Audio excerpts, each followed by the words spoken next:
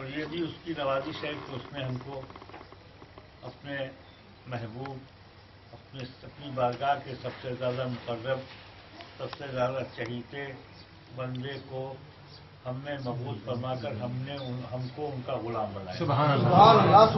بڑے فخر کی بات ہے.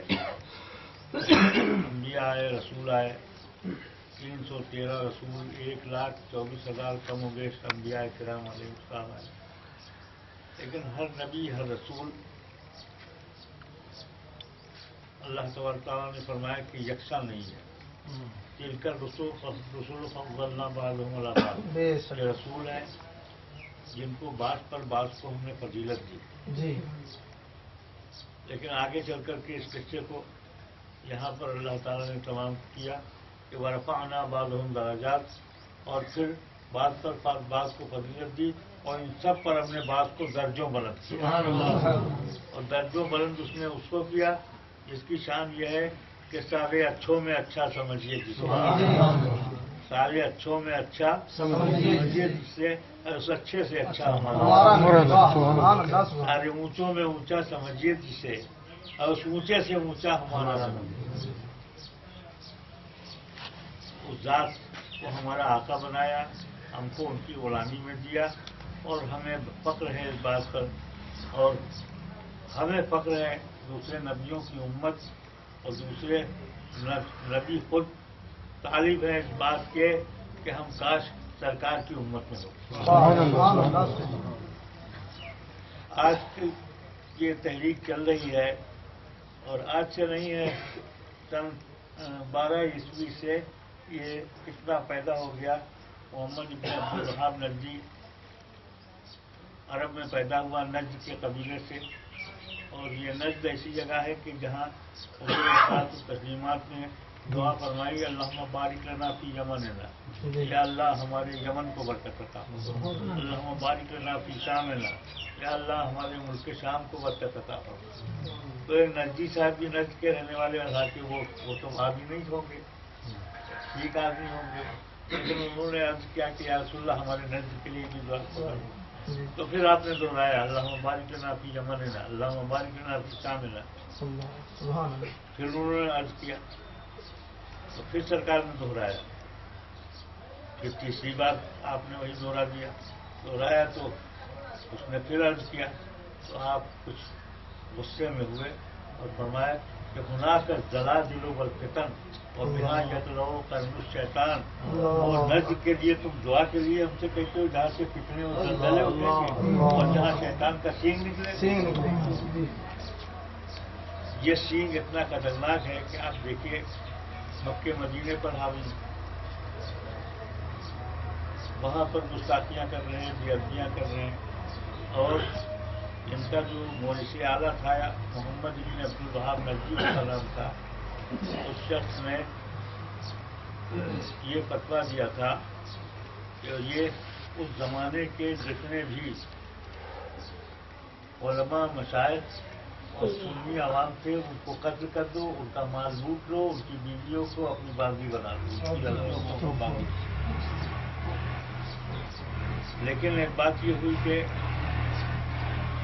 اور ایک کتاب لکھی اس نے، کتاب التوحید، اور اس میں سرکار دو عالم صلی اللہ علیہ وسلم کی شام میں بہت غصہ کیا، بہت بدتمیزی کی.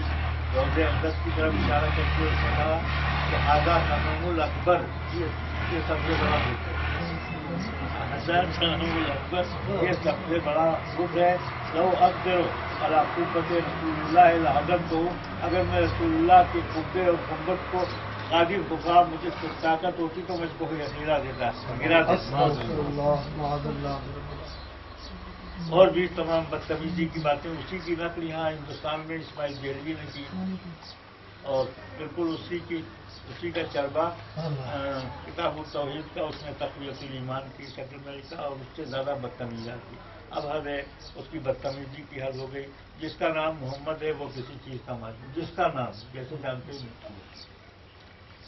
اور یہ تو خیر بات آئی کہ بھئی ان گستاخوں کا. تو ایک بات یہاں یہ بھی بتا دوں کہ محمد ابن عبدالوہاب کا بھائی تھا. آپ لوگوں کے لیے یہ جی اور علماء کے لیے کارآمد بات ہے یہ. جی جی محمد ابن عبد الوہاب کا ایک بھائی تھا سلیمان ابن عبد الوہاب، وہ سنی تھا. سبحان اللہ. سبھی سنی تھے. ایک وہی گندا نکلا اور اس نے قبیلوں کو جمع کیا اور جمع کرنے کے بعد یہ حرکتیں شروع کی. تو وہ سنی تھا. اس نے کتاب لکھی الصواعق الالہیہ، اللہ کی بجلیاں. تو اس میں بڑا پیارا رشید صاحب مضمون اٹھایا.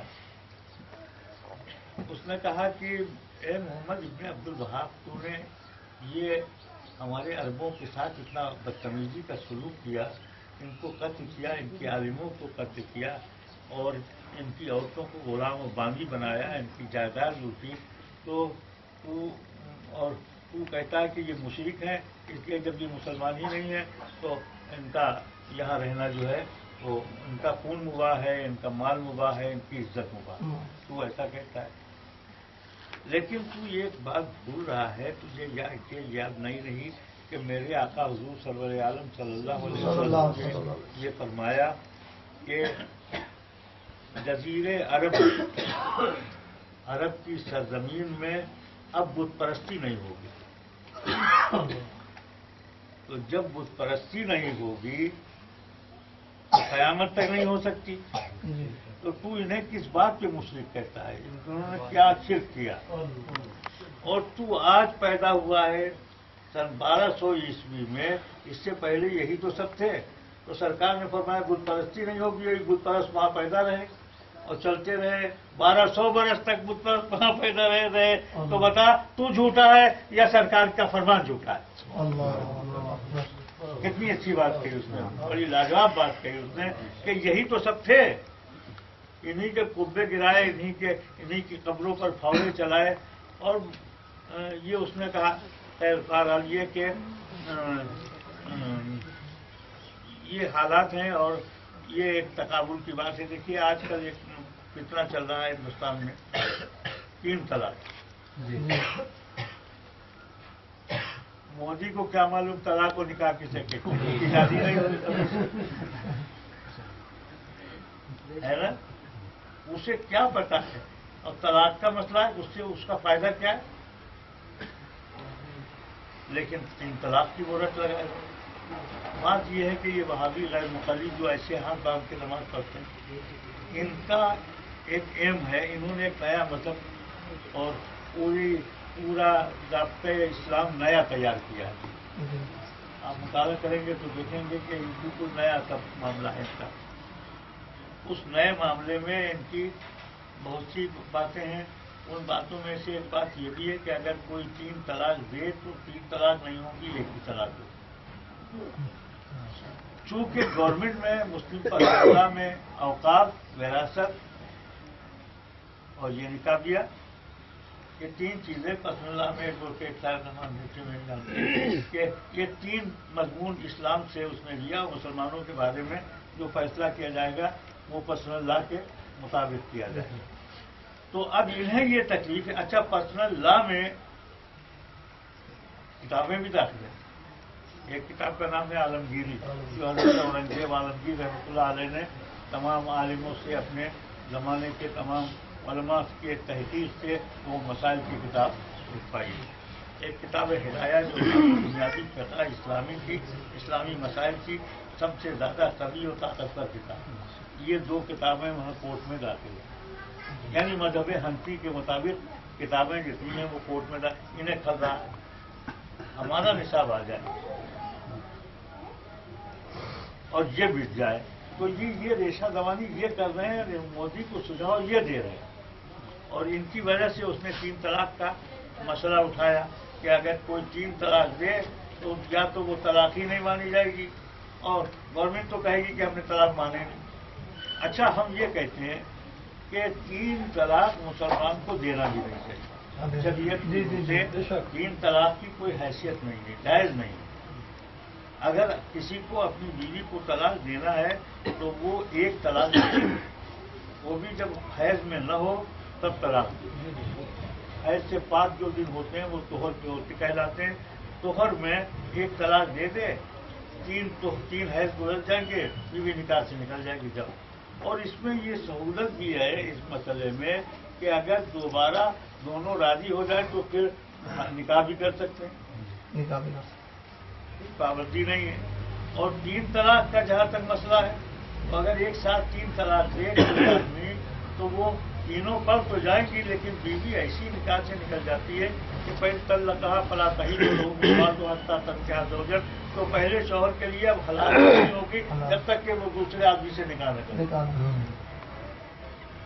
तो इसलिए अगर मोदी 3 तलाक पर कोई पाबंदी कर करके और सजा लगा दे तो हम खुश हैं। कम से कम ऐसे मुसलमान नहीं माने, हम तो मानेंगे, है ना।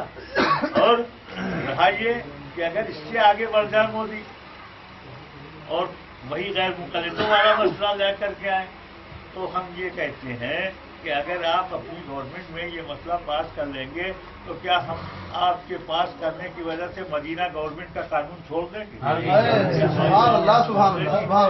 कभी नहीं छोड़ सकती हैं। आपका दस्तूर कचहरी में बंद रहेगा और हमारी अदालतें अलग कायम हो जाएंगी, हमारे दारुल इफ्ता अलग कायम हो जाएंगे, और वही हम जो मुसलमानों को फतवा देंगे वही मानेंगे। मुसलमान का मिजाज मजहब से इतना बेगाना नहीं हुआ है।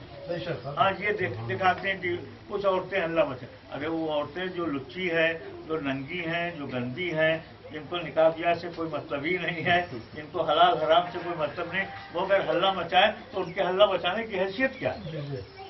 तो ये दाव इनका है, इन्होंने सुझाया उनको, और ये इनका काम सिर्फ तकलीफ कारी है। ये फूटी आंख भी सुन्नियों की न कोई मस्जिद देख सकते हैं, न कोई मदरसा देख सकते हैं, न कोई खानका है, तो खानकाहों से तो इनको चिड़ है, वो तो बुखाना है, खानका है बुखाना है। अरे यहाँ तक इन्होंने गुस्ताखी की है कि सरकार वसल्लम के बारे में कह दिया कि वो मरकर मिट्टी में मिल गए। अब वहाँ कुछ नहीं है, दिलावारी जाते। और एक बदमाश जो था इब्न तैमिया, उसने तो अपनी किताब में ये लिखा कि हुजूर के कब्र की जियारत के लिए जाना हराम। वहाँ अगर कोई दूर से सफर करके जाना चाहे तो उसके ऊपर नमाज कसर भी नहीं, इसलिए कि वो मासियत है, गुनाह है। ये बदतमीजियाँ जब ये कहें, और अभी आपने सुना कि उस खबीस ने कहा हाजा सनमुल अकबर, ये सबसे बड़ा मुझे मदार, तो शायद साहिबीरा साहब का मदार हो, चाहे वो और चाहे वहाँ का टेस्ट हो, वो तो दुश्मनी करेंगे। लेकिन एक बात ये भी है जो देखने में आती है कि अपोजिशन न हो तो पोजीशन बिल्कुल सुनी रहती है। अपोजिशन ही पोजीशन को मजबूत बनाता है, ताकतवर बनाता है। तुम जितना, अरे हम तो ये बात वहाँ देखते हैं, क्या नाम है, अरब में। अल्लाह ताला आप लोगों को भी जिनको नहीं आप अपनी आँख से देखें, ये इन्होंने ये निज़ाम बनाया, ये शिप आँख मारे दे रहे हैं, थप्पड़ मारे दे रहे हैं, रोक रहे हैं। हम बहुत शरीफ में गए ज़ियारत के लिए, तो वो हमसे कह रहा है कि यहाँ शिरक है, यहाँ आना भी शिरक, यहाँ आना शिरक क्यों है, क्या जहाँ अल्लाह मियाँ आते थे कैसे शिरक हो गया भाई? तो मैंने उससे कहा, जब उसने हमसे भी कहा, तो हमने कहा कि रसूलुल्लाह सल्लल्लाहु अलैहि वसल्लम तो यहाँ तशरीफ लाते थे, इन कब्रों की ज़ियारत करते थे, तुम कैसे कह रहे? कह लगे साहब हमारी गवर्नमेंट ने पाबंदी लगाई है और हमको मुलाजिम रखा है। हमने कहा कितनी तनख्वाह मिलती है? तो बोले 1600 सिर्फ इस काम के लिए। लेकिन मैंने जो चीज़ देखी, हम जियारत करने के लिए जाते और जाएंगे, और वहाँ का कानून भी हमको नहीं रोक रहा है। आप जाइए, रोज़े अक़दस की जियारत कीजिए, बद्र की जियारत कीजिए, ओहद की जियारत कीजिए, तो तुम्हारे कानून ने भी हमको इजाज़त दी, और हम जाएंगे, जरूर जाएंगे, बार बार जाएंगे, अल्लाह जितनी बार तौफीक देगा हम जाएंगे। लेकिन अगर तुम ये न कहते, ये बकवासें वहाँ न कहते, तो हम न पहचान पाते कि वहाबियत का मजहब इतना गलत है, इतना गंदा है। कोई वहाबी नहीं बनता, ये देख लेता है आंखों से कि वहाबी इतना बड़ा शैतान है, और तुम्हारे ऊपर तुम्हारी कोई बात हम पर असर नहीं है। वरना लाखों करोड़ों हाजी जाता है, सब वहाबी हो गए हो। ہاں ایک بات، وہ شریعت کا مسئلہ ہے اور اس کو کار میں بہت سے رکھتے ہیں آپ لوگ کہ ہدایت اور گمراہی جی یہ کسی انسان کے بس کی بات نہیں. جی من یہدی اللہ فلا مضل لہ، جس کو اللہ ہدایت دے اس کو 1,00,000 نجی چپتے رہے مگر وہ ہدایت ہی پر رہے گا، گمراہ نہیں ہو سکتا. بے شک. اور جس کو اللہ گمراہ کرے تو کروڑوں علماء اہل سنت اسے سمجھاتے رہے، اس کی سمجھ میں نہ آئے گا. وہ تو یہ دو چیزیں اللہ نے اپنے قبضے قدرت میں رکھی. اب آپ ہم سے یہ کہیں گے کہ یہ وہابیوں کی صحبت میں رہ کے لوگ وہابی ہوتے چلے جا رہے ہیں. بات اصل میں یہ ہے کہ یہی جاہل، جن کو آپ جاہل سمجھتے ہیں، جن کو بے پڑھا رکھتے ہیں، جن کو کوئی معلومات نہیں ہے اور یہ ان کی صحبت میں رہ کر کے بگڑ رہے ہیں. لیکن کل اس سے پہلے کے زمانے میں زیادہ نہ جائیے 100 سال کی مثال لے لیجیے کہ یہی جاہل لوگ اتنے ایمان کے مضبوط تھے کہ کسی باطل کو وہ قبول بھی نہیں کرتے. آج دلوں کی دنیا بدل گئی. اس کی وجہ کیا ہے؟ اللہ کے محبوب صلی اللہ علیہ وسلم نے فرمایا کہ سرکار دو عالم صلی اللہ علیہ وسلم